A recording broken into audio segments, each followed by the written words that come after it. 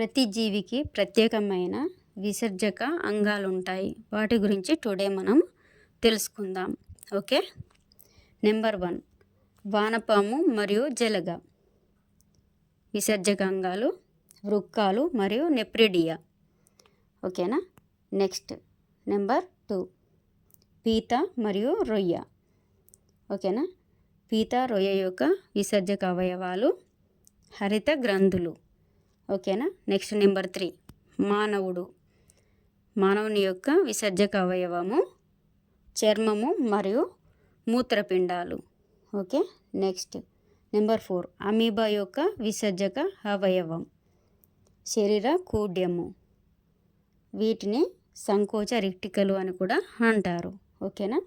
Next number 5 తేలు యొక్క విసర్జక అవయవం కోజల్ గ్రంథులు.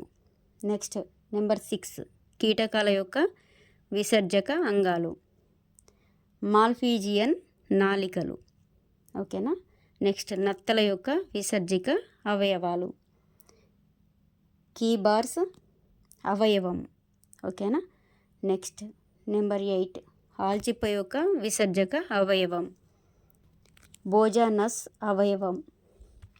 నెక్స్ట్ నెంబర్ 9 బద్దెపురుగు యొక్క విసర్జక అవయవం జ్వాల కణాలు. ఓకేనా.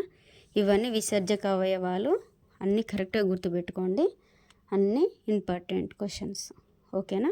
కరెక్ట్గా గుర్తుపెట్టుకోండి. ఓకే.